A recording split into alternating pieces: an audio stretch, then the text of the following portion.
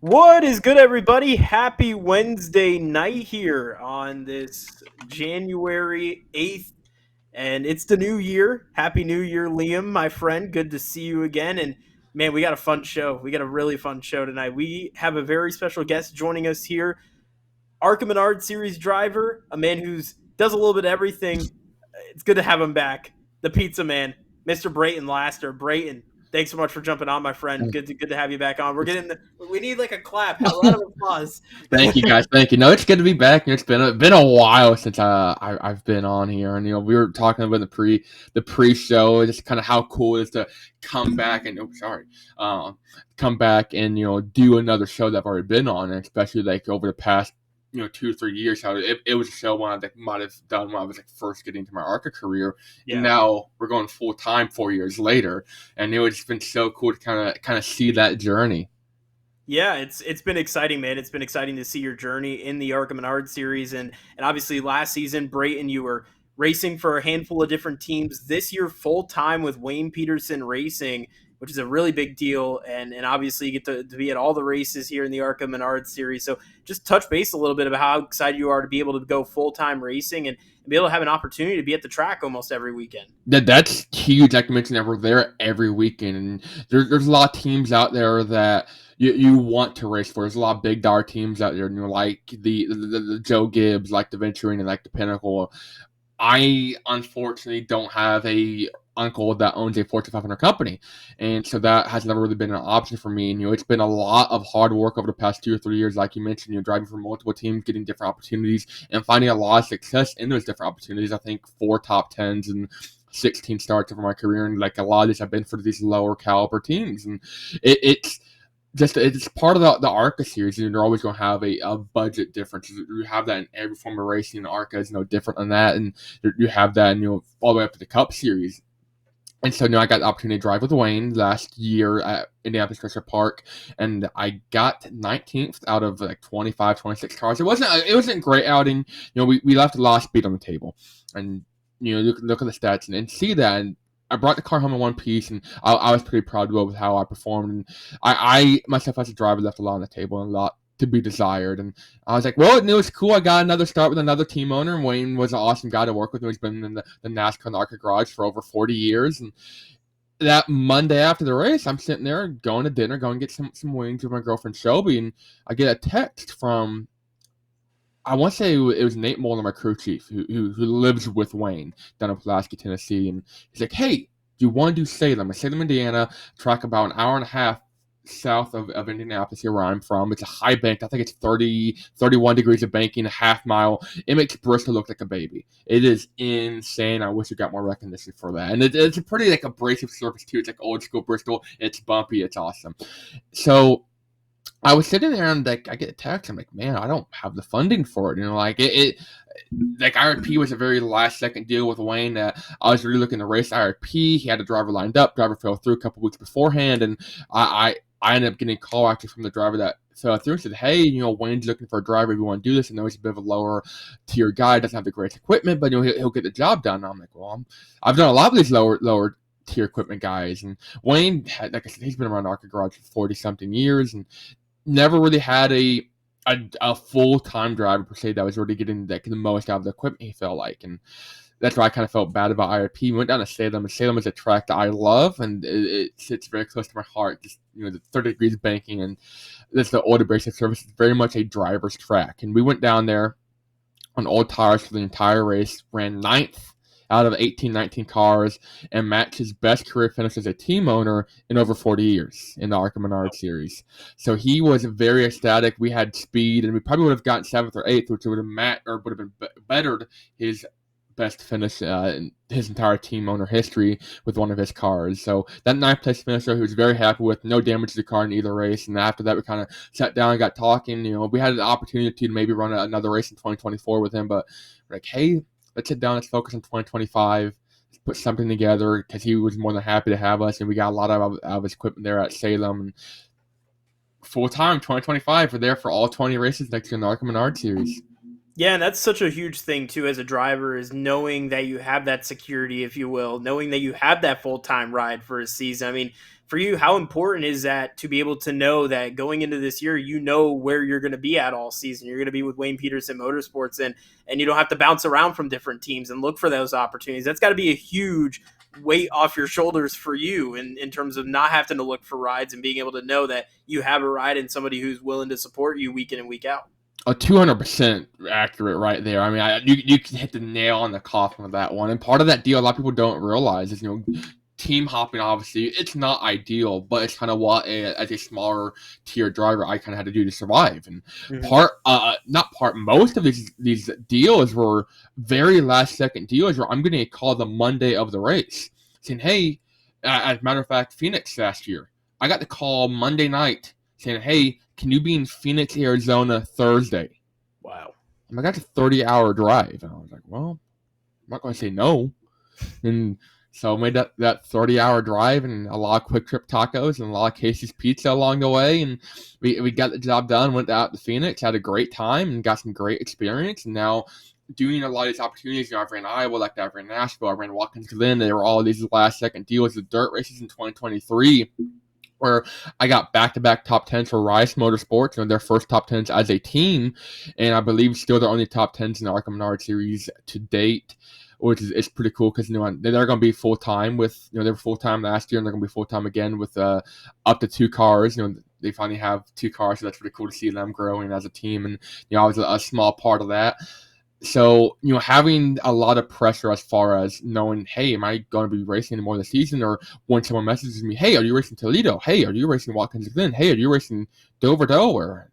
Yes, I am, as a matter of fact. Instead of, oh, I don't know, man, like I'm working on it. I'd love to. Why? What you got in mind? And then they're like, well, I got $500. I'm like, unfortunately, I can't get in the seat for $500. But I'll keep you in mind. And now years of building these connections, years of going out there on these last second deals and running a handful of laps in a race just for something to break or have to park early, getting that seat time, it's all added up. And now 2025, I've got starts in every single kind of track we've gone to over the past couple of years, and I feel like I'm really ready for it. I wanted to make sure if I got a full-time opportunity, it didn't go to waste, and I think I have taken the time to prepare. A lot of drivers typically don't. They move up through the ranks. Lane Riggs, last in the trucks, he's a perfect example. He's a short track ace. He's always going to be a short track ace, and he struggled big time with the big intermediate tracks, and that's why I was afraid would happen with me. I ran Charlotte in 2023. I had no idea what I was doing. I was like 4.5 seconds off the pace. I spun out twice. It was a terrible time. And so I've taken the time to kind of reapproach and reposition myself to get the most out of this opportunity, and I'm ready for it. Liam, I'll pass it down to you. You have any questions for Brayton?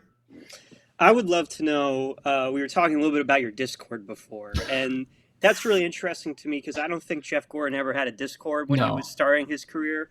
So I would love to know what your experience has been just being so immersed in that, the online culture, and just our youth culture nowadays. What's that been like? Well, I'm a pretty young guy myself. It's 22 years old, born in 2002, and I've always grown up. I grew up in that PlayStation Call of Duty, era where everyone's saying words that I'm not going to say on here and saying they're doing things to my mom and just not nice comments. So I grew up in that era of social media, and I've always been a little wary about it. I got bored a lot, as a kid in school and whatnot, and got made fun of a lot on social media. And it definitely translates a little bit to the track, kind of as far as taking stuff that people say to you. You're always gonna have people booing you at the track. You're always gonna have people that hate on you. And it's kind of take it with a smile. I'm like, hey, thanks, appreciate it. Thanks for the support. Thanks for the interactions. But Discord has really allowed me to kind of open up and make myself a little more accessible. I feel like the most drivers. Sometimes that's a good thing. Sometimes that's a very bad thing. Sometimes I regret doing it at all. But at the end of the day, I really like kind of being a part of this younger generation that has a Discord. And as far as drivers that have social media, everyone has Twitter, everyone has a Facebook, everyone has an Instagram. Like I said, I don't think Jeff Gordon ever had a Twitter or a Discord. I don't think he ever had a AO chat room, I don't think it was ever quick to get on that trend, and I was one of the first drivers to really get a Discord server when I started kind of moving up through the ARCA ranks and kind of running more and more races and growing a bigger following. Because I don't want to say it blew up overnight, but look, in the past 3 years, I don't think there's many drivers in the ARCA garage that have gained as many followers year to date, like per season, as I have outside the big few that just way up here that no one's going to reach. And those drivers that are competing with the top NASCAR drivers, and I'm not going to compete with those guys, but I believe looking at the data last year from Daytona, of all the drivers, I think they had 50 drivers entered into the Daytona race last year. Looking at everyone that had not ran another professional series full time previously, so no SVG, no truck people coming down, no Xfinity people, just grassroots people and people that have only ran ARCA for a majority of their career. I believe I was the third most followed driver. Wow. Which is it was out of like 35 drivers that fit that criteria, which is a pretty stout roster. And look at the full-time drivers, and I'm typically top 3, top 5 all the way there. That's incredible. And yeah, I mean, Liam, you mentioned to your point, even Brayton, I mean, that is such a huge part, especially at your level nowadays in racing, is to be able to build that brand and to be able to be marketable to a team. And I mean, Brayton, you could probably attest to that. How important is it to have that social media presence, especially for you guys who are just coming up within the ranks of NASCAR and are trying to build your career up? That's going to be a super huge benefit to be able to build your brand and be able to brand yourself like you do with the pizza guy, like you're the pizza man. I mean, that's your brand, that's your name. So that's got to be a huge part in terms of being able to earn these opportunities and get a chance to race in these big series. Oh, that marketing is a lot to do with social media nowadays. When I reach out to a company, that's what I do a lot of my free time during the day. If I get some moment at work or after hours, as I'm sitting here doing research, finding companies, reaching out, making connections on LinkedIn, finding who to reach out to these companies, getting emails, getting phone numbers, finding their addresses, and sending them a letter if I have to. And the pizza thing's been cool. I love it. It's kind of giving me a brand identity. I forgot to put my pizza hat on now that you mentioned that. And that's opened a lot of doors for me as far as getting my foot in the doors, talking to people, talking to partners. I've talked to a lot of cool people and got a lot of cool opportunities because of that. I got to actually, I don't know if you guys know this, I got to do a go-kart race against Joey Chestnut a couple weeks ago through the Pizza Man thing. And he's like, "Oh, you're the Pizza Man, I'm the hot dog guy." I'm like, "It's great." So I posted that on my Instagram, so people can go check that out. But that was pretty cool. And the market thing that we're just talking about, being one of the most followed drivers in the series, and impressions, views is a big thing that sponsors want to look at. And I have the data. I'm like, hey, here it is, and it's for 2024. I had over 9 million impressions across all social media. That's a lot of impressions. And you look at teams like DGM and SS Greenlight and even some of the mid tier, Xfinity operations like Alpha Prime and stuff like that. A lot of these teams are in that same ballpark. You're talking teams of multiple drivers that are running 32 races a year. I'm an ARCA guy running 6-7 races a year and just kind of doing my own thing. I don't have a marketing team. I don't have a social media team. It's me, myself, and I. So going out there and getting these huge numbers, getting these insane ROIs for sponsors, that's a big deal. And I'll give you a perfect example. I work a lot with companies as far as, hey, what do you need from me? Do you want social media followers? Do you want like organic growth? It's like, what do you need? And most of them like, hey, we get like our career has 12 followers. Can we get that up? I'm like, I sure can. And I'll go and make 2-3 posts over the race weekend. And on average in 2024, I did this with 12 different sponsors throughout the season. They gained anywhere from 150 to 800 followers across the race weekend. On average, it was 250 followers per company. And looking at those numbers, you think, man, that's not a whole lot. Minor, they build docks, boats. For example, they just announced a sponsorship deal with Carson Hocevar at Spire. They sponsored Josh Berry for 3 races last year, and they got 40 followers in those 3 races. Wow. And they were probably spending $200,000 per race. They can spend $2,000 a race with me and get 200 followers. That's why you got to join with Brayton. that's been time tested and proven. There's many Xfinity Series sponsors that don't get the same ROI because they just don't work with the companies to get them what they need. They get that cash and say, hey, thanks for the money. We'll put it in the race car and go run 35th. Well, if I'm going to run 35th, I'm just going to make sure that the company gets some ROI as far as social media goes, So that's where I try and separate myself from other drivers, not just in ARCA, but in all of NASCAR. Absolutely. Well, Brayton, I know you're limited on time, so I want to close out with this before we wrap things up with you. And again, thanks so much for tuning on. Brayton Laster, ARCA Menard Series driver for Wayne Peterson Motorsports. We'll close off on this. Daytona's coming up, and man, it is looking like it's going to be a wild entry list. There are some names we didn't expect to see Me with neither. Catherine Legg, Helio Castroneves, maybe Cletus McFarland. Hell yeah, brother, which I never thought I would say. Just talk a little bit about prepping for this Daytona race and then getting the chance to be on track with legends like Helio Castroneves. I mean, you're from Indy, a 4-time Indy Yes. 500 champion. It's wild to see him on track for this race. Yeah, last year was pretty wild at SVG, and the race had a lot of NASCAR drivers and social media, like heroes of drivers I've looked up to. I'm following on social media for years. I'm sharing the racetrack with them, and now you're talking multiple IndyCar drivers. I'm sure Andretti will be in ARCA some this year. Frankie Muniz as well a little bit as these full-time trucks. So going and racing with people I've looked up to, I've watched, growing up, on TV, like Malcolm in the Middle and stuff like that. It's just going to be surreal. And then the biggest thing for us is making the field. Daytona we DQ'd last year. That was a tough pill to swallow, and we spent a lot of time getting prepared for that one. A lot of sponsorship dollars went into that one. I feel like I let a lot of people down, and this year, hopefully, we don't repeat. But anything can happen. I'm preparing for the war, so if we make the show, it'd be a really, really cool underdog story for us, and be a great start to our season. I love it. I love it. Maybe we could share some pizza at the track that weekend, Brayton. I would love to. We'll definitely try to have some pizza together. But Brayton, obviously, I know you got to head out. So push your social medias. Where can people find you? Yeah, people can find me at BraytonLaster.com. That's the easiest one. I got my social medias at the bottom, and just look up Brayton Laster on Facebook, TikTok, Twitch, Instagram. You'll find me at Brayton Laster. I love it. And we'll obviously have everything in the description below as well. Brayton, thanks so much for coming on, my friend. We'll see you hopefully at Daytona here in a couple months. Thank you, guys. Bye-bye. Bye-bye. Awesome stuff from Brayton Laster. Really cool to have him on the show.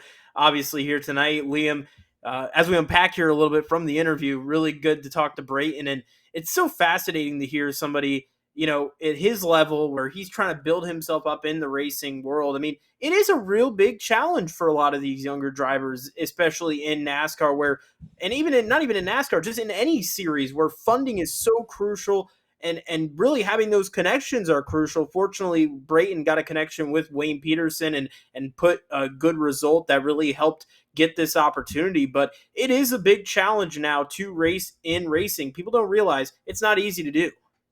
Absolutely. And it was fascinating hearing him talk about, on one hand, he's a race car driver. On the other, he has to be kind of a marketing master. Yeah. There's so many of those ins and outs of social media and just promoting yourself. And you see that in a lot of other industries.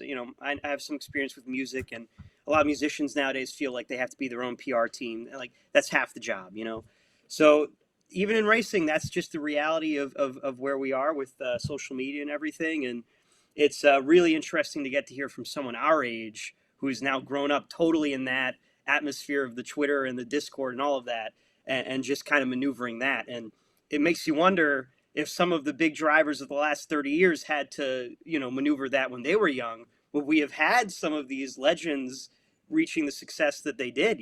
Has that changed what you what kind of skill set, what kind of person you have to be a successful race car driver? Yeah, and I mean, I think the dynamic has changed as well in the progression up to the top series, right? Like even back in the day, it was a little bit easier. The talent level isn't at the same maybe par as it is now, and now you're finding people all over the place racing, whether it be at your local track to even having some of the top drivers, whether it be in like the ARCA series or NASCAR series. You got some really, really incredible talent, and it's such a shame because there's so much talent that doesn't get the opportunity, right? And we see that in, the Formula One, Formula E side of things, where there's a lot of guys who could be racing in Formula One that are in Formula E because they can't get that chance in Formula One. It's incredible to see the just amount of talent that is in motorsports right now. And it's one of those things where it's only going to continue to grow. And now that social media is out there and people can promote their product, promote their brand, promote what they are doing in the motorsports world in terms of their successes, that really does bring out more people within this community in terms of drivers who we're finding out are like these like next big things, if you will. I mean, Connor Zilic is another perfect. I mean, it's wild. It's wild to think.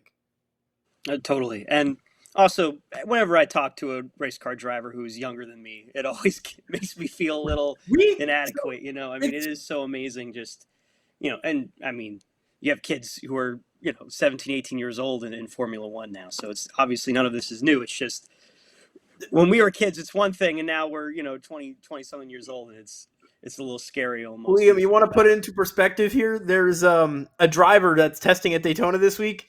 He was born in 2010. He's Oh my 15, god. and he's racing an ARCA this year for like Joe Gibbs or something. I'm like, doesn't seem right to me. It just doesn't. I'm sorry. It's like I can't get. It's like baseball. It's like I can't get around like a 16-year-old getting signed by the Blue Jays or something. It's wild to me. If I But passed a 15-year-old on the highway, that would kind of skeeve me out a bit. So seeing one on on a yeah, that's the thing. speedway He hasn't is. even got his driver's test yet. That's wild. Oh man, great show or great interview with Brayton. Really happy to get to talk to him. He was amazing to get to chat with. Uh, Liam, we obviously have a lot of news to catch up on. We've been out the last couple of weeks. We do apologize. Obviously, the holidays going on, and then obviously me getting my wisdom teeth out, had to go for surgery. It all went well. I'm back to talking again. If I wasn't, that wouldn't be good. But nevertheless, a lot of news to talk about, and we mentioned a little bit about some of the big news. And actually, the part for the ARCA part of this news was announced today. But Helio Castroneves will be running in the Project 91 car, which is run by Trackhouse Racing, a team that's done just so many incredible things. They'll be doing the Rolex 24 this month. They have a really, really busy schedule these next few months here at Daytona. But Helio Castroneves, Indy 500 champion, a guy who we thought was going to run it 2 years ago in the 500, finally makes his debut this year with Trackhouse Project 91. And Liam, this is definitely going to be a big test for Helio, but I am pumped. Helio Castroneves is one of the reasons I got into racing. He is one of my favorite drivers of all time. Love Helio Castroneves and the driver that he is, the talent that he is, the person that he is. And to have him in the Daytona 500 and in the ARCA race for that Saturday night, it is going to be wild. And to see him on track tomorrow for testing is going to be nuts. I cannot wait. I am beyond excited to see Helio get this opportunity, and we'll see where he fits himself in the field. I'm really intrigued about this. What are your thoughts on this? Who says you can't teach an old dog new tricks, right?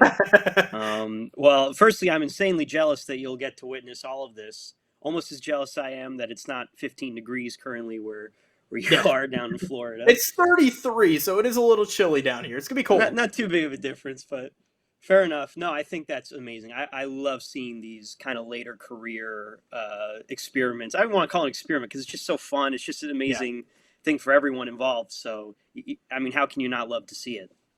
What are your thoughts? Realistically, obviously making the 500 has to be the goal at all for this team because, for one, we know what Trackhouse brings to the table, right? They're a strong Cup Series program. They're actually going to have 3 cars in the field with the new Shane Van Gisbergen chartered entry. So you're going to have 3 chartered entries guaranteed for the field, plus a potential 4th option. This may be one of the more stronger lineups if you can get Helio into the field. I don't know if winning the 500 is plausible, but if he's up there towards the end of the race, you just never know when you have somebody like that stature. Where is a realistic expectation for Helio? I definitely think he's got a good shot of getting into the race. Um, it's always a little, you never know with that huge field what's going to happen or what's Yeah. going to take you out 15 laps to go, anything like Yep. that. But I definitely wouldn't put it past him because who would have thought he was even going to get his 4th Indy 500 win? Yeah. So Yeah. he's a man that when the opportunity presents itself, he's always going to take it and he's always going to give it the best effort that he has. So who's to say? Yeah, it's a wild thing. And then to see him run the ARCA race, right? To have him, that name in the ARCA race. And by the way, he may not even qualify for the 500. He may just run the ARCA race. That is honestly a plausible possibility, which I don't know if he will still if he doesn't make it. But if he there's a chance he may just be only running the ARCA race if he doesn't make the 500. Like, it's that wild. Like, it's exciting to see him get this opportunity. Technically, this isn't his first stock car chance.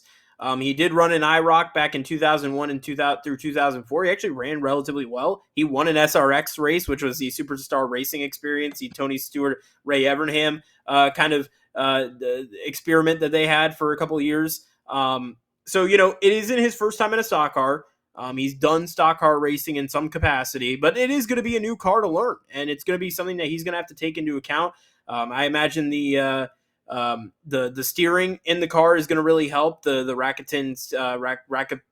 pin steering is going to really help, and we'll see. I mean, it's going to be exciting to see how he performs. I mean, just to have him at the track, to have that big of a name that's so synonymous with IndyCar is so amazing. It's such a great, marketing, especially think about it. Fox is going to go into this new IndyCar deal. The Fox Daytona 500 is like 2 weeks from St. Pete in Florida. This is a huge marketing opportunity for IndyCar. Like massive opportunity. I know Catherine Legg, that race is actually the ARCA race is going to be on Fox. So there is a lot of marketing that the IndyCar series could do here. It would be such a missed opportunity if IndyCar doesn't put a lot of marketing within these ventures, because it's just such a big deal. It's awesome. I'm so happy. It's going to be really cool. I completely agree. And to talk IndyCar for a second, it almost does feel like IndyCar is kind of becoming part of the family again, in the sense that there is this, as you said, this amazing synergy between NASCAR and IndyCar right now, and the overlap with the Fox Network stuff. So, yeah, totally. It will be interesting to see with him, too, how much of the track skills kind of carry over from IndyCar as far as the ovals and everything. Yep. Daytona is not a track I assume he's maybe ever raced on. I don't know that for... I think if he raced it might have been IROC if he did. Same thing with Kat. I don't think Kat has never raced on an oval ever in her career. So this will be a new experience for her. So she's raced in ovals recently in terms of like doing like some dirt races, like some super sprint car races. She's running the Chili Bowl this week, which is a lot of big names this week in the Chili Bowl for anybody who's interested.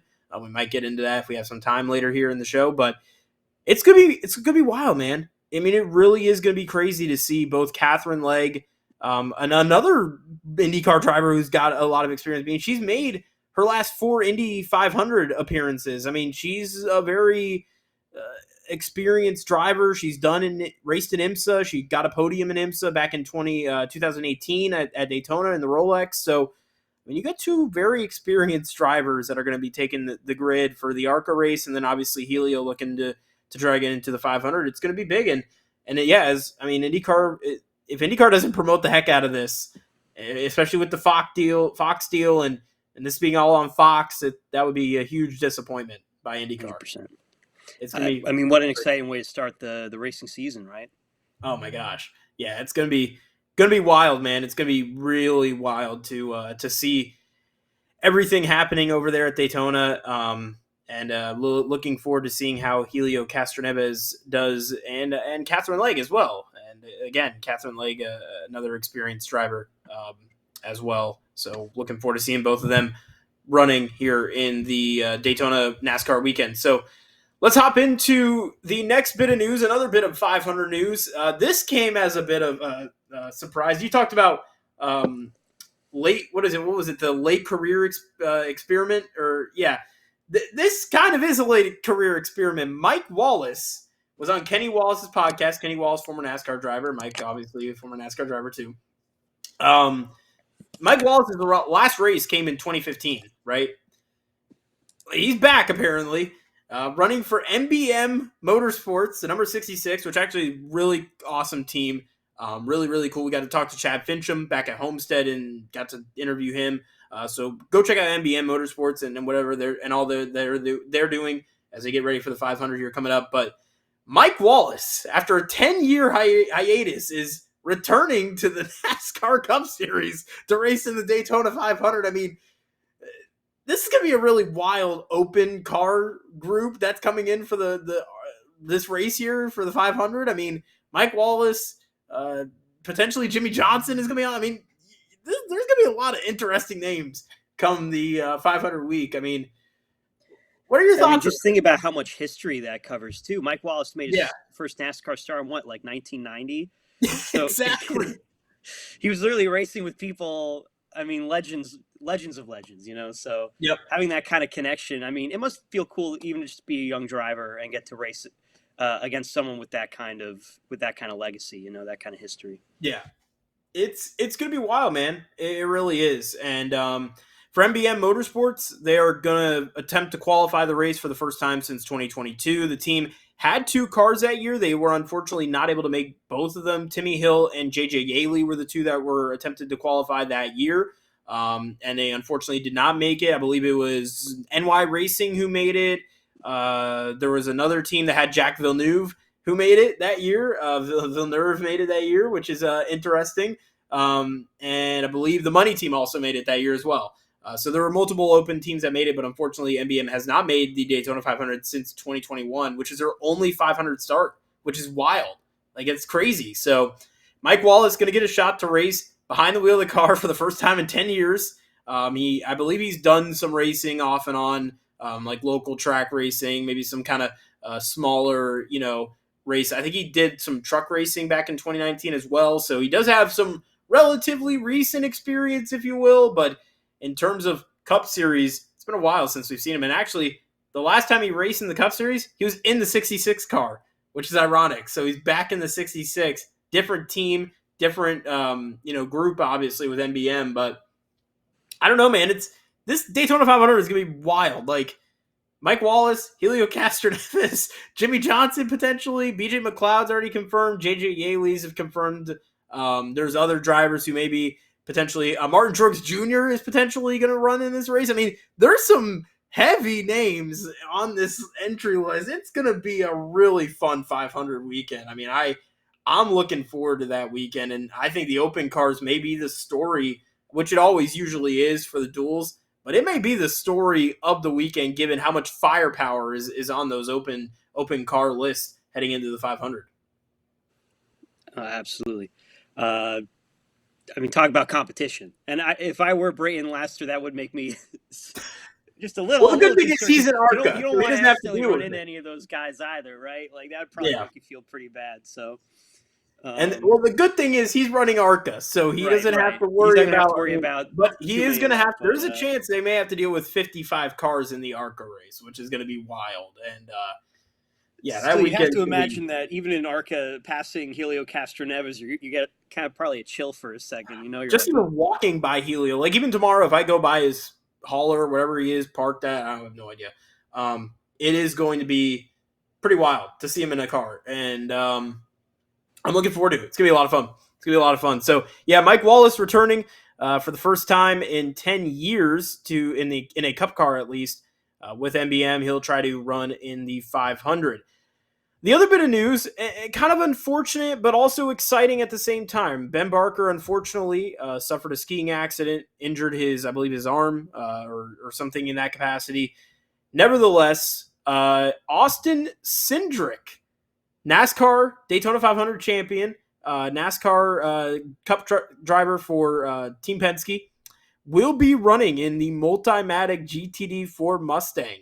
And Liam, I'm really excited for this. I love seeing the crossover in the Rolex 24. Obviously, we got Formula E drivers coming in for the Rolex 24. We got other disciplined drivers, Connor Zilic, for example, Scott McLaughlin, Alex Palou, a lot of IndyCar stars as well. But to have Austin Cindric in one of these cars, in the Ford Mustangs, which is something that I've been hoping to see a Cup Series driver behind one of the wheels of these cars, because there's so much crossover with the design of the car now that it's a dark horse, very similar to what the car that they're using in IMSA is as well. So to see the crossover finally between Ford and NASCAR, or IMSA and Ford and NASCAR together, I'm looking forward to seeing how Austin Cindric will do in the Rolex 24. This is his first one since 2023 when he ran with Rick Ware Racing in the LMP2 class. He has ran relatively well in these races. He hasn't finished any worse than 6 over his last couple attempts, so he is somebody that has held his own in sports car racing. His dad is obviously Tim Cindric, who's the head of Penske, or one of the heads of Penske, and has a lot of leeway over there with that program.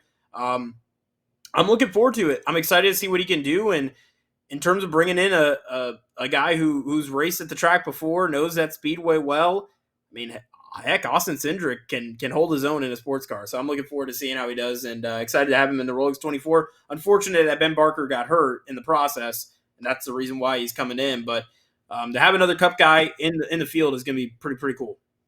Absolutely. Definitely, I think race car drivers should probably stop skiing. Yeah, because didn't Chase Elliott have that incident too? Absolutely. There's been a couple of unfortunate Chase Elliott got hurt with a skiing trick. Yeah, I don't know. I mean, I love skiing myself, but even I like my knees bending the right way. And I feel like if I did a job like race car driving where you really need your knees to bend the right way, maybe skiing a month before the season is not the best idea, but I'm not going to judge. These people should do whatever what brings them joy, you know? Fair enough. But what are your thoughts about Cindric? I mean, coming into this Rolex 24 race, obviously it's one of the biggest sports car races of the year. It attracts a lot of people. Not a lot of NASCAR talent is on this entry list, right? Only other Cup Series driver is Shane Van Gisbergen, and technically he's starting his Cup Series full season career this year. So you really only have one Cup Series guy. You have Connor Zilic, who's obviously running a full season in Xfinity, in the same entry with Shane Van Gisbergen in the Trackhouse entry. So what are your thoughts about Austin Cindric being part of it? I like, as we mentioned earlier, the crossover. I love the crossover. When you have NASCAR Cup guys, we've seen it before with Dale Earnhardt Jr. and Senior racing back in 01. One of my favorite Rolex 24 races because it was one of Paul Newman's last races in the Rolex 24, and to have Dale Earnhardt in there. There was one a couple of years ago with Brian Johnson from AC/DC, which is wild. I don't know. The Rolex 24 brings out a lot of fun guys. Tim Allen's racing this race. Patrick Dempsey has raced in this race. So obviously a lot of fun. Just a lot of fun you get to have with a lot of these Rolex 24s. But what are your thoughts of having Cindric in the field? Yeah, that's what interested me too, because it doesn't seem like there's too much incentive for the Cup Series guys to do the Rolex 24. I imagine that they are probably pretty busy. On one hand, just preparing for the 500, and maybe that kind of takes over. But yeah, I noticed that it is kind of rare for that to happen. So I'm curious what Austin, kind of thinks about it, and whether sports cars are just something that he sees a possible future in, maybe when his NASCAR career is wrapping up or something like that. Well, his teammate is going to be Mike Rockenfeller, which obviously Mike has raced in NASCAR Cup Series, actually ran the Garage 56 entry back in 2023. So he's got really, I wouldn't say extensive NASCAR experience, but he's definitely got some notable NASCAR experience. And then you got Seb Priol, who had a really solid year with AO Racing, who ended up going to go and win the GTD Pro Championship in their Porsche Rexy car, which is one of the hottest Hot Wheels right now. I've been trying to look for it. That's kind of my goal, trying to find the Rexy Hot Wheels. Just saying, if anybody has it, please contact me. I'll put a comment in. So nevertheless, he's going to have really good drivers with him. And obviously those two, Mike Rockenfeller is a legend in sports car racing. Guys won everything there is to win. Seb Priol is a young stud who's got a lot to learn, or obviously with the Fords, but he's definitely somebody who is exciting within the sports car world. And then obviously, as you mentioned, not a lot of NASCAR guys on this grid in terms of Cup guys. A lot of guys who have experience in Cup. Andy Lally is a good example. What's the other name I'm missing? Oh my God. Oh, Joey Hand is another example as well. He'll be racing Grady. He was with the Multimatic team last year. So, it's challenging. And with it being so close to the 500, everybody's getting ready for the 500. And now you have the Clash being like a week or two earlier. That does make it to be a bit more of a challenge as well logistically to run this race and then have to go and run another NASCAR race in a matter of basically a week or two. So that can be a challenge. No, absolutely. That's probably some mental pressure, but maybe he also feels like there's something, just being at that track and being part of that kind of energy. I think maybe that's something of a positive when you're in the lead up to the 500. Hey, his last win came at the Daytona 500, so we'll see if he can get a Rolex 24 watch before he heads back to Daytona to look to try to win his second 500 crown. So we will definitely keep an eye on that. Liam, racing is back, man. we got a busy slate this weekend. It is back. I mean, next week the Roar before the 24 is here. We got the Rolex the week after. We got more racing with Supercross and other events going on. But this weekend we do have a decent slate. We got a little bit going on. Beginning off, we got Formula E in Mexico this weekend. One of my favorite races. I love the track. It's one of my favorite tracks on the schedule. Liam, how excited are you for Formula E? It was a wild opening weekend, to say the least, in Sao Paulo, which felt like an eternity ago at this point. But it is exciting to see as we head into race 2. A lot of stuff to take away. Porsche looked really strong. Jaguar looked really strong. Mahindra was a surprise. They looked strong. We heard a lot of rumors that they were going to be a strong team. McLaren had a nice finish as well, kind of based off of some catastrophic incidents that happened. How excited are you for Mexico? And then we'll make our picks. We did last time. I actually was kind of right because I guess I took Nick Cassidy and then I kind of took Nico Mueller as my championship pick. So I did. I was close. And Liam, you kind of said one of the veterans will win, which he did. Mitch Evans won. But who do you got this weekend at Mexico? This is an intriguing race this weekend. Absolutely. And it's a tough one to call for me at the moment just because this is going to be the race where we really see what was a fluke and what wasn't, who has done their homework in that month that we've had off now. And also just to see, if the car is a little more reliable, how do things really shake out? Absolutely. And I'll say already in hindsight, I actually really liked the Sao Paulo race being where it did because it gave us a little taste. Again, obviously had things to iron out, and now I feel like we can really go into this race and these next few races like, okay, this is like the season that we know what we're expecting. This is going to be so much fun. So I'm definitely keeping a close eye on the Jaguar guys. I'm really interested to see where the McLaren ends up because they had a strong race last time, but who's to say if that's really going to be a permanent thing? Taylor Barnard is someone I'm definitely keeping an eye on to see if he can maintain that kind of consistency and maintain that kind of impressive posture that he had last time. But mostly I'm just excited. Watch It Formula E is one of my favorites, and what a treat it is to have it in January before, IndyCar and everything else really picks up. So I'm just excited it's happening.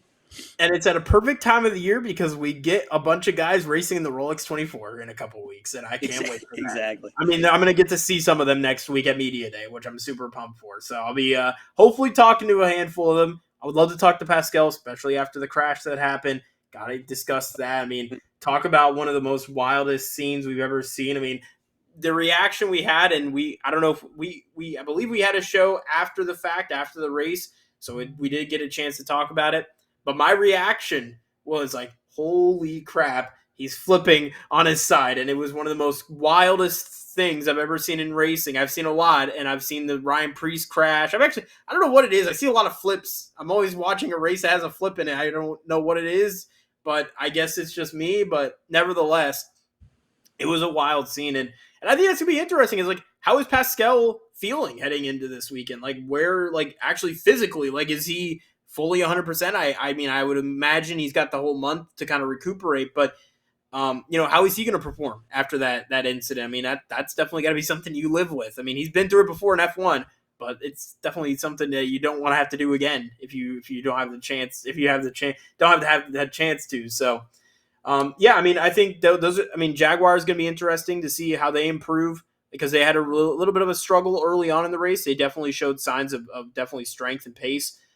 Porsche is obviously going to be a strong team to keep an eye on. I'm excited to see some of the teams like Lola. I mean, Lola looks strong with Zane Maloney. Zane Maloney had a nice run. And then Kiro had a points day as well, which was a nice surprising finish. So I think that's going to be exciting. And then is Mahindra in that title picture, right? Because obviously you have Porsche, you have Jaguar.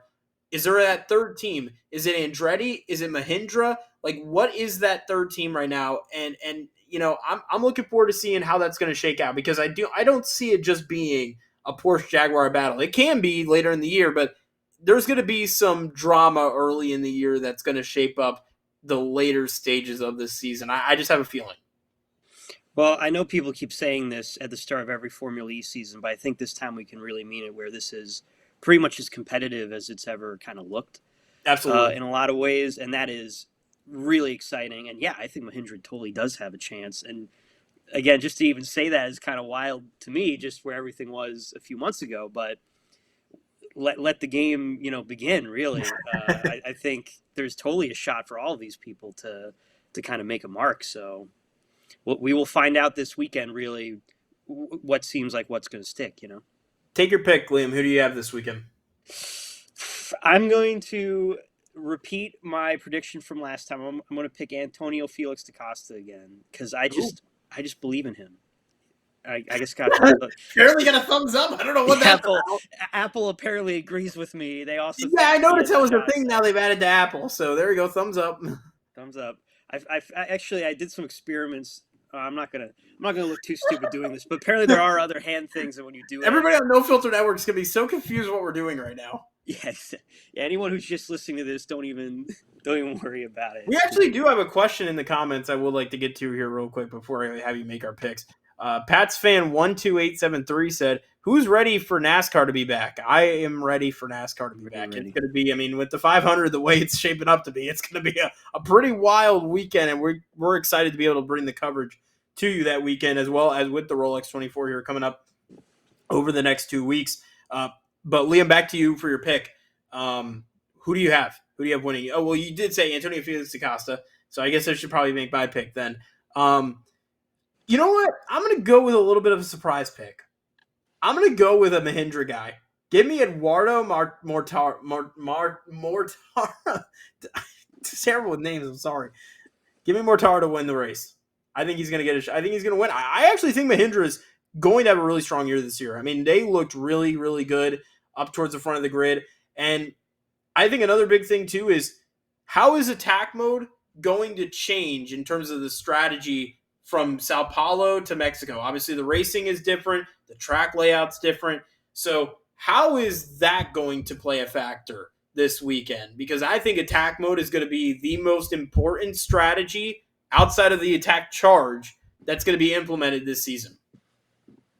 100%. It was so satisfying to see that change with this season and to actually see attack mode really do what it was supposed to. With the Evo. In Sao Paulo, absolutely. I think it's also going to be a question of which even veteran drivers can really adapt to that. Yeah. That's the other thing. It's not always so easy to kind of make that mental change. I feel like that it is as powerful as it is this season. That does give you that kind of advantage. So absolutely, I think everyone's going to have some adjustments to make in their mind, especially the ones that are used to Mexico. That have raced Mexico when attack mode was just a glorified pit stop, if anything. Yep. So, yeah, I think it's going to be key to this race. Absolutely key. It's going to be awesome. It's going to be so much fun to watch. Saturday afternoon, tune in. Mexico City E-Prix. Going to be a lot of fun to check out that race. Pato O'Ward was supposed to be there. Unfortunately, I believe he had some sort of commitment issue that he didn't recognize at the beginning of it, which is such a shame. That would have been so fun to see Pato O'Ward there running in the Formula E car, because talk about drawing interest into the series when you get one of the best IndyCar drivers in the world, somebody who's a part of the F1 grid, if you will, in terms of him being a reserve driver. That would have been a big deal to have Pato there, and it's unfortunate he can't make it. Hopefully maybe he'll come out to another race, or maybe he'll try again next year to do that kind of test, because, that's one thing, Liam, is, we love Formula E, we love the series.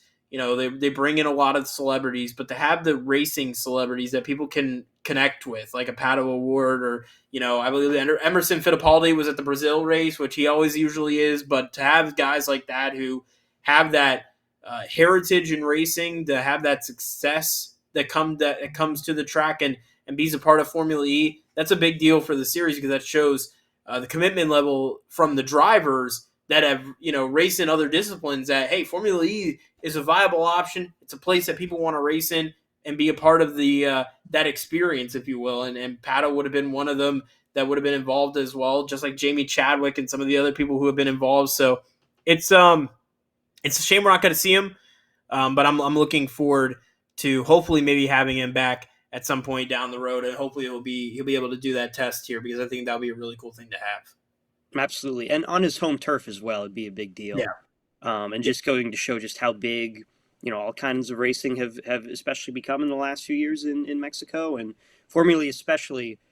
The Mexico City race has one of the best atmospheres of any of the Formula E races, and it's a place that has really embraced the sport. So I know everyone involved loves that race and just loves getting to interact with all the amazing fans there. And I mean, there've been a lot of talks about IndyCar going to Mexico City. That's been a hot topic, especially ever since kind of this was announced. And it's possible that they do go to Mexico City in the near future. I mean, it's not improbable. I mean, that's the big thing about IndyCar, man, is that they don't go out of the country. They're a strictly U.S. based series, but a lot of their drivers are from other countries, and I think having at least a race in Mexico or even a race in Canada. Well, they do go out to Canada, so I guess I can't say they don't go out of the country. But I mean, it would be nice to add another international race within the states, or within the North American area, to be able to draw more interest to the series, because I mean there is so much uh, you know international flavor within the IndyCar paddock that it would be a big step for IndyCar to make, especially as they go into this new deal with Fox and are trying to build up their series and trying to draw interest from all parts of the globe. It would be a big deal to have a race in Mexico City. Maybe with NASCAR and do a doubleheader weekend. Like there are, the NASCAR's racing in Mexico City this weekend. That'll be a huge weekend for them. I completely agree. And, IndyCar's had international dreams in the past. Certainly in the 80s and 90s, they really tried to break into like Brazil, like South America. F1 did not like that. And I don't think F1 will like it if they try to do something like that again. But I have written for our site before that there's definitely a really big opportunity for IndyCar to become, at the very least, the open wheel racing series of North America. I agree. can totally see them uh, breaking more into Mexico and even more races in Canada, maybe.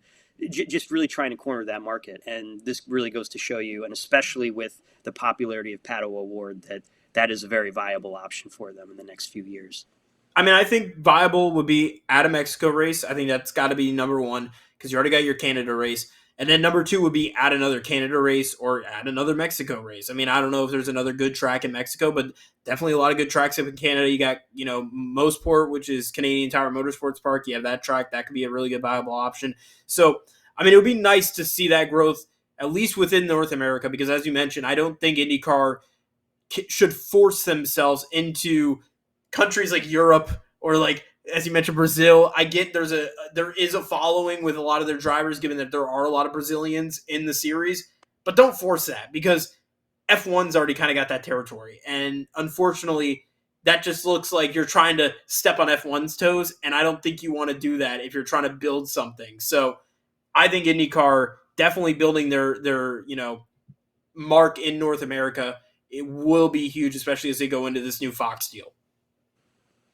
No question about it. And again, F1 does not like people stepping on their toes. So No, they do not. That's not a fight that I think that they are really in a position to start right now. Although, listen, I don't think they want to start it. So Jeff Dodds is willing to help out F1, but also they are FIA joined together, so a little bit different there. So Jeff Dodds donating for Max Verstappen about a month ago. That was a lot of fun to get to see that whole skit go down, if you will. So, but nevertheless, so we have we got Formula E this weekend. I got Mortara. You have Mr. Antonio Felix Acosta winning the race. It's gonna be a lot of fun. So excited to get to see the guys race, and then get to see some of them here in the States, if you will, getting to compete in the Rolex 24 in Daytona before they head out. I believe their next race is going to be, what's their next race on the schedule? I'm blanking. What is it? What is it? Saudi Arabia, right? Yes, the next one is in Saudi Arabia. I think it is the Standby. I am pretty sure it's definitely a new track than they did. Is it the Jeddah? No, it's not the Jeddah. It's not the Jeddah. That's the Indonesia. This is Jeddah. This is going to be Jeddah. Okay, so this is a Jeddah race. Okay, it used to be in Diriyah, which was like a UNESCO heritage site. This is going to be the Jeddah F1 track, but like condensed, if you will. So this is going to be an interesting race.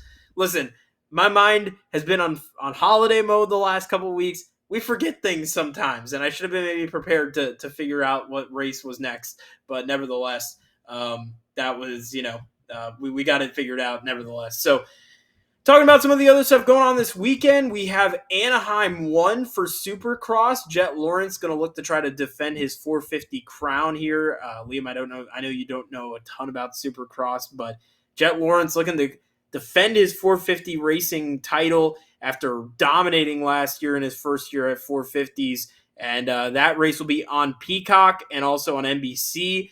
Opener of the Supercross season. I can't wait for that. We'll be in Tampa covering that race. It's the closest track, if you will, closest racing event I have is Supercross coming into Tampa on February 8th. Looking forward to that, and obviously excited for the opener of the season. A lot of storylines. Jorge Prado is running for Kawasaki. He's going to make his debut as he comes over from MXGP after a really successful run over there, winning multiple championships and looking to try to find some success here in the States after a little bit of a brief stop last year. So a lot of fun happening in Anaheim, Angel Stadium. It's going to be a lot of fun opening night for the series. And then this week, it's actually kind of already in play right now. The Chili Bowl is going on. The Sprint Car Racing Chili Bowl. There's a lot of big names competing in it. Kyle Busch is in it. JJ Yaley. We mentioned Catherine Legg. Santino Ferrucci's running in this race, shockingly. A lot of IndyCar and NASCAR names involved. You can go check out more information on the Chili Bowl on their website. And then the Dakar Rally is currently in full-fledged and full swing. I love this event, by the way, Liam. The Dakar Rally is one of my favorites. I love the grind that these guys have to go through, the stage type racing that they have. It's one of my favorite events. I don't know if you have ever got a chance to watch the Dakar Rally, but it's really, really fun. I do dip into rally this time of year just because it's one of the first series to come back, and it does kind of fill the void, if you will, until everything else kind of comes in. Yep. But not the hugest rally fan, but I have so much respect for that kind of racing and the locations that they get to do it in. There's nothing else like that.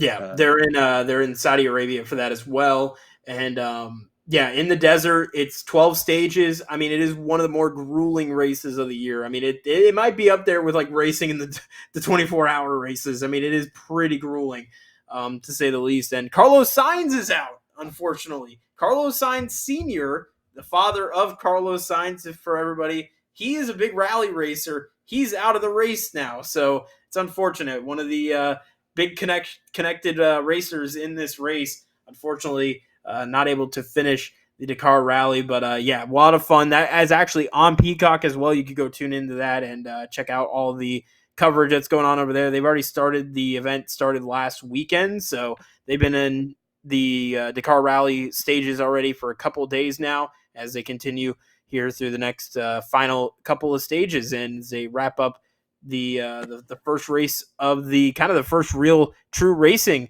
of the year. It's wild, man. It's wild. Totally. Well, at least it's probably not as. What season is it there right now? It's not maybe as hot as it would be if they were doing. Don't even ask me. Don't ask me. That's I'm cool about Carlos Sainz. Never... That's too bad for him. I didn't realize he was still doing some of these events. So that's actually amazing that he's. Well, you know, his father. I mean, his father is one of the owners of the E1 series, which is coming to Miami. By the way. Yes, well, I remember because he did race in that when it first started, right? And, Extreme E, sure. And I think he might still be racing in that potentially because I know. But in that E1 series, by the way, I'm excited. It's coming to Miami in November. I'm looking forward to that. Maybe I'll try to get down there for the little bit of boat racing for the coverage for the site. A lot of celebrities in ownership in that. I mean, it's wild. Will Smith, be careful. Be careful. Might slap you potentially if one of the guys wrecks his boat potentially. But I mean, you got Will Smith in there. Tom Brady's an owner in that. Like, I believe Rafael Nadal is a team owner. It's pretty wild, some of the names that are on that list. Steve Aoki has a team as well. It's pretty crazy. Yeah, so someone at E1 had a really good contact list on his phone, I guess. It's Alejandro, you know that. Yeah, no, exactly. So Alejandro knows a lot of good people, and so we need Tom Brady. This is a spiffy man. You take one look at him, and you're like, yeah, he probably does have a pretty impressive. We need these celebrities coming to the Formula E race. That actually is great cross promotion. if they don't cross promote at the Formula E race with that, and maybe they'll have Tom Brady there. Just saying, it's out of season. It's a chance we might see Tom Brady at Formula E in Miami. Well, as long as you don't name your boat Jada, I think you're okay. Will Smith isn't going to do anything to you, but keep his name out of his mouth. Keep his name out of his mouth. Oh man. Oh man. Well, as we wrap up here on the show, obviously we'll have coverage for everyone of this weekend's Formula E race. We'll have coverage of this weekend's Anaheim Supercross race on Saturday night. A lot of stuff coming here on the site. Liam's got some stuff he's working on for IndyCar. Obviously, Liam is our IndyCar writer. If you're just joining us and just tuning in, or if you watch us even after we were recorded here or we're live here on the show, he is our IndyCar writer. We got other great riders as well. Joseph Igo, who's with us. He's our NASCAR F1 guy. Chris Everidge, also another great rider as well. A lot of good people we have here at ARD. It's going to be a fun year, man. 2025 is upon us. Racing is upon us. Again, we have testing the next 2 days. We are going to be with City Garage Motorsports. And for fans who are wondering, City Garage Motorsports, ARCA team based out of Lakeland. Becca Monopoly is the driver. Go check out all the information on them. Dude, I'm going to get to see the logo of ARD and Spalding Media Network on the car for the first time. It is going to be the coolest thing I'm probably going to get a chance to just see visually in my life. I mean, to have my logo on a car, and all thanks to CGM for making this happen, and for, we're partnered with them where we're really trying to promote their product and what they're doing. To be able to have the opportunity to see the logo and have the logo on the car, and be able to represent this team is an honor, and it's shows how much I've worked a lot in trying to get to this point, and to have the opportunity to do this and get to partner with these people, it's awesome. It's so incredible, and I'm going to be sending photos to you, Liam, and I'm looking forward to seeing everybody's reaction. It's an exciting day tomorrow. I'm looking forward to it. It's going to be a lot of fun the next 2 days, to say the least. Absolutely, man. Well, congratulations. I think this 2025 is already off to a great start for our site, and only more amazing things to come. And welcome back, everyone, because racing. Welcome back. Yes. So definitely go check out. Imminent. Yes, it is. So yeah, definitely go check out CGM. We'll have a lot of content going up on Twitter, on our social media pages, YouTube. The QR code that's above Liam right now, at least on my end, to the right. There we go. Yeah, right above. There we go. Yeah, there we go. That is where you can find all of our articles. Again, Liam does an amazing job. I write a lot as well. I cover IMSA, I cover bike racing, cover a little bit of everything on the site. I help out a lot with the site, and again, I'm looking forward to this year. We got other people we want to thank as well. We are also going to do work with the Tampa Bay Auto Museum. We got to check out their location yesterday. And Liam, I tell you, you're going to love this video when it comes out on YouTube. There is some awesome stuff in this collection, and got a chance to tour the museum. What an amazing venue that is.